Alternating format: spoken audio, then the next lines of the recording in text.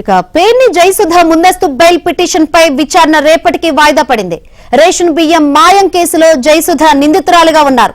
తమకు కౌంటర్ దాఖలు చేసేందుకు ప్రాసిక్యూషన్ జాయింట్ డైరెక్టర్ సమయం కావాలని కోరారు.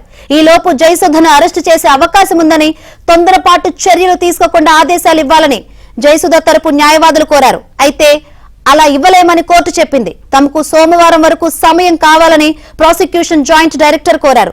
దీంతో విచారణ రేపటికి వాయిదా వేసింది బందర్ కోర్టు.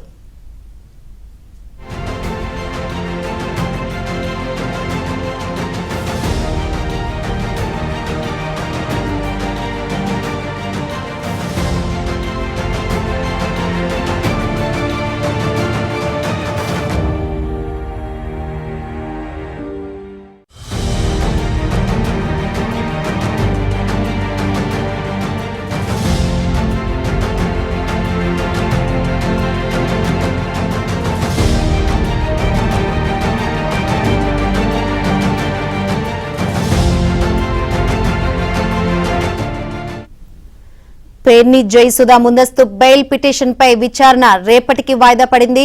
మరిన్ని వివరాలు అందించేందుకు మా ప్రతినిధి ప్రసాద్ సిద్ధంగా ఉన్నారు.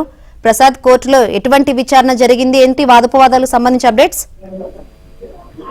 శంకరి రాష్ట్ర వ్యాప్తంగా సంచలనం వహించిన మచిలీపట్నంలో రేషన్ బియ్యం నుంచి పేర్నానికి ఇందులో ప్రధానంగా 2 గోడౌన్లో ఉన్న బియ్యం మాయం కాదు, దాని పేర్నాని డబ్బులు చెల్లించడం కూడా అంటే చేయడం తప్పును ఒప్పుకున్నట్టు కూడా అయింది. ఈ నేపథ్యంలో 2 గోడౌన్లు కూడా ఆమె సతీమణి జయసుధ పేరుతో ఉండటంతో ఆమెపై కేసు నమోదైంది.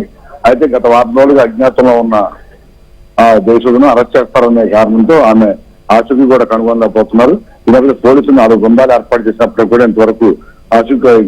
ఈ నేపథ్యంలో జిల్లా కోర్టులోనూ అదేవిధంగా హైకోర్టులో కూడా ముందస్తు బెయిల్ పిటిషన్ దాఖలు చేశారు. ఈ రోజు దీనిపై విచారణ కూడా జరిగింది.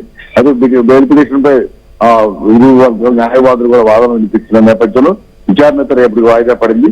ఈ కేసుకు సంబంధించి అయితే ఇప్పటికే న్యాయమూర్తి కూడా ఆ దేశం తరపు వాదనలు విన్న నేపథ్యంలో కౌంటర్ దాఖలు చేశారు. ఆ ప్రాసిక్యూషన్ కూడా అనుమతి కోవడంతో అందుకు న్యాయమూర్తి అంగీకరించారు. రేపు పూర్తిస్థాయిలో తమ వాదన వినిపించేందుకు ప్రాసిక్యూషన్ సిద్ధమవుతుంది. అయితే ఇప్పటికే ఆ 2 గోడౌన్లో దాదాపు 185 మెట్రిక్ టన్నుల బియ్యం మాయమైనట్టు ఆధారాలతో కూడా అధికారులు నివేదిక సిద్ధం చేశారు. దీనికి సంబంధించి 1,70 లక్షల రూపాయల పేర్నాని కూడా అధికారులు డీడీలు కూడా చెల్లించారు.